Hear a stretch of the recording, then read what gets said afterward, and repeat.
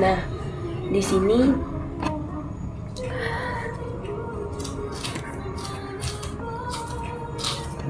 pertama, mengapa analisis kebutuhan sangat penting? Nah, analisis kebutuhan berfungsi sebagai jembatan antara masalah bisnis yang ada dengan solusi teknologi yang akan dikembangkan. Maksudnya itu, analisis kebutuhan berfungsi sebagai jembatan antara masalah bisnis yang ada dengan solusi teknologi yang akan dikembangkan. Tanpa pemahaman yang mendalam tentang kebutuhan pengguna dan organisasi, sistem yang dibangun berisiko tidak relevan, tidak efektif, kemudian bahkan menghambat operasional bisnis. Pentingnya analisis kebutuhan terletak pada kemampuannya untuk mencegah kegagalan proyek yang costly. Statistik menunjukkan bahwa mayoritas kegagalan proyek sistem informasi disebabkan oleh pemahaman kebutuhan yang tidak akurat atau tidak lengkap. Dengan analisis yang tepat, tim pengembang dapat memastikan bahwa sistem yang dibangun benar-benar menyelesaikan masalah yang ada dan memberikan nilai tambah bagi organisasi. Selain itu, analisis kebutuhan membantu dalam manajemen ekspektasi stakeholder, mengurangi pengurangan kebutuhan di tengah pengembangan, mengoptimalkan alokasi sumber daya, dan memastikan sistem yang dihasilkan dapat diterima dan digunakan dengan baik oleh end user. Selanjutnya, sebutkan 3 teknis untuk mengumpulkan kebutuhan dari pemangku kepentingan. Di sini ada 3. Pertama itu ada wawancara. Nah, wawancara itu atau interview merupakan teknik pengumpulan kebutuhan yang paling personal dan mendalam. Melalui wawancara, analisis dapat berinteraksi langsung dengan stakeholder untuk memahami perspektif kebutuhan dan tantangan yang mereka hadapi. Wawancara dapat dilakukan dalam format terstruktur dengan pertanyaan yang telah disiapkan sebelumnya atau tidak terstruktur yang memungkinkan diskusi lebih bebas. Keunggulan teknik ini adalah kemampuan untuk menggali informasi yang detail, mengklarifikasi hal-hal yang ambigu, dan membangun hubungan yang baik dengan stakeholder. Namun, wawancara memerlukan waktu yang relatif lama dan keterampilan komunikasi yang baik dan analisis. Selanjutnya di sini itu ada observasi lapangan. Nah, observasi lapangan itu melibatkan pengamatan langsung terhadap proses bisnis yang sedang berjalan di lingkungan kerja sebenarnya. Teknik ini sangat efektif untuk memahami alur kerja aktual, mengidentifikasi inefisiensi, dan menangkap kebutuhan yang mungkin tidak didasari oleh pengguna sendiri. Melalui observasi, analis dapat melihat gap antara proses yang seharusnya dengan benar-benar terjadi di lapangan. Teknik ini juga memungkinkan identifikasi kebutuhan implisit yang tidak terungkap melalui wawancara atau kuesioner. Observasi dapat dilakukan secara partisipatif di mana analis ikut terlibat dalam proses atau non-partisipatif sebagai pengamat pasif. Selanjutnya, ketiga itu ada workshop dan focus group discussion atau FGD. Nah, workshop dan FGD tersebut merupakan teknik kolaboratif yang memungkinkan pengumpulan kebutuhan dari multiple stakeholder secara bersamaan. Dalam sesi ini, berbagai pihak yang terkait dengan sistem dapat berdiskusi berbagai perspektif dan mencapai konsensus terhadap kebutuhan sistem. Keunggulan teknik ini adalah efisiensi waktu, kemampuan untuk mengidentifikasi konflik kebutuhan antara stakeholder, dan memfasilitasi pemahaman bersama tentang tujuan sistem.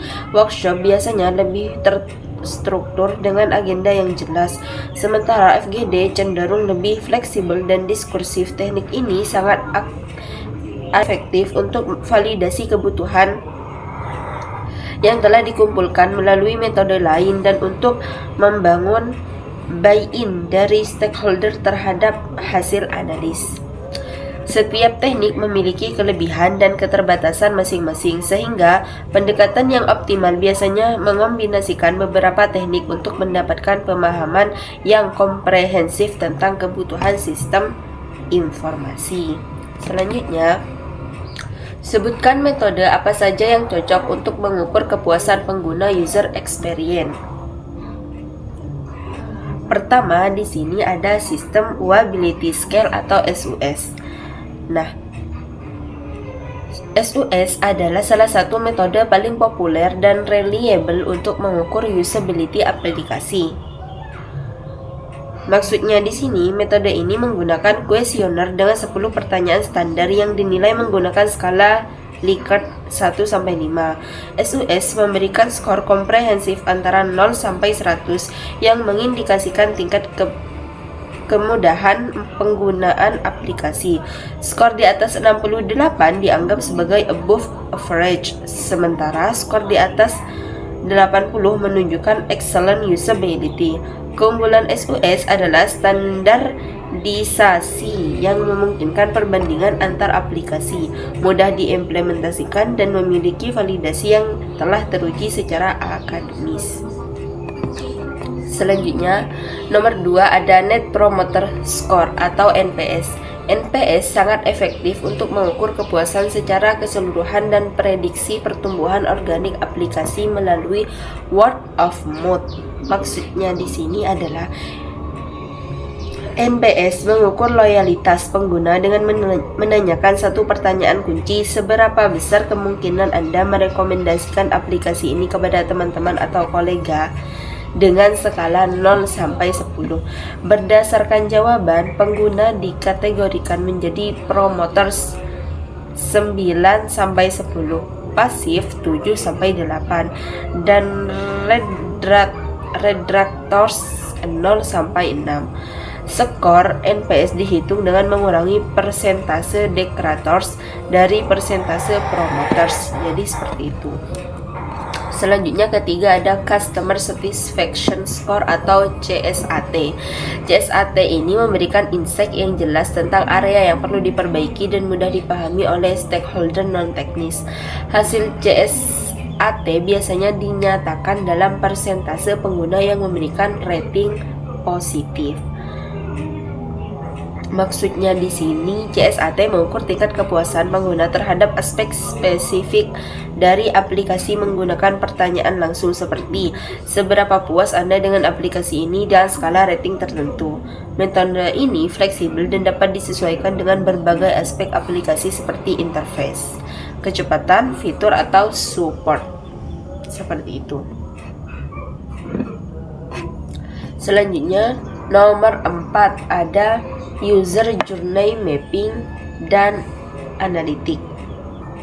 Metode ini melibatkan analisis perilaku pengguna melalui data analitik untuk memahami bagaimana pengguna berinteraksi dengan aplikasi secara real time. Maksudnya di sini melalui tools seperti Google Analytics, Hotjar, atau Mixpanel dapat diidentifikasi pain point dalam user journey, tingkat bounce rate, completion rate, dan pola navigasi pengguna. Metode ini memberikan data objektif yang melengkapi feedback subjektif dari kuesioner, sehingga memberikan gambaran holistik tentang user experience. Selanjutnya, nomor 5 itu ada Task Success Rate dan Time on Task. Metode ini mengukur efektivitas dan efisiensi pengguna dalam menyelesaikan tugas-tugas spesifik dalam aplikasi. Maksudnya, task success rate mengukur persentase pengguna yang berhasil menyelesaikan task tertentu, sementara time on task mengukur durasi yang dibutuhkan. Kombinasi kedua metrik ini memberikan insight tentang usability aplikasi dari perspektif performan. Jika success rate tinggi namun time on task lama, mungkin ada masalah dengan intuitivitas interface. Seperti itu. Kemudian keenam ada Heuristic Evaluation. Metode ini melibatkan evaluasi aplikasi berdasarkan prinsip-prinsip usability yang telah established, seperti Nielsen 10 Usability Heuristic. Nah, di sini Expert evaluator menilai aplikasi berdasarkan kriteria seperti feasibility of system status, match between system and real world, user control and freedom, konsistensi, error, prevision, dan lainnya. Meskipun tidak melibatkan pengguna secara langsung, metode ini efektif untuk mengidentifikasi masalah usability yang fundamental sebelum testing dengan pengguna. Dan ketujuh ada A/B testing. A/B testing membandingkan dua versi berbeda dari aplikasi atau fitur untuk menentukan mana yang memberikan user experience yang lebih baik. Maksudnya di sini adalah metode ini sangat objektif karena didasarkan pada data perilaku pengguna yang aktual dengan membagi pengguna menjadi dua grup yang masing-masing menggunakan versi berbeda. Dapat diukur perbedaan dalam conversion rate, engagement, atau metrik kepuasan lainnya. A/B testing sangat efektif untuk optimasi berkelanjutan aplikasi. Selanjutnya, nomor 8 atau yang terakhir ada post usage interview dan focus group. Metode kualitatif ini melibatkan diskusi mendalam dengan pengguna setelah mereka menggunakan aplikasi untuk periode tertentu. Maksudnya, melalui wawancara atau fokus group dapat diperoleh insight mendalam tentang pengalaman pengguna, frustasi yang dihadapi, fitur yang paling disukai, dan saran perbaikan. Metode ini memberikan konteks yang kaya untuk data kuantitatif yang diperoleh dari metode lain dan membantu memahami why dibeli angka-angka. Untuk hasil yang optimal, sebaiknya kombinasikan beberapa metode ini untuk mendapatkan gambaran yang komprehensif tentang kepuasan pengguna. Metode kuantitatif seperti SUS dan NPS memberikan data yang dapat diukur dan dibandingkan, sementara metode kualitatif seperti interview memberikan pemahaman mendalam tentang pengalaman pengguna. Nah, seperti itu penjelasan saya tadi. Kurang lebihnya mohon maaf. Wassalamualaikum warahmatullahi wabarakatuh.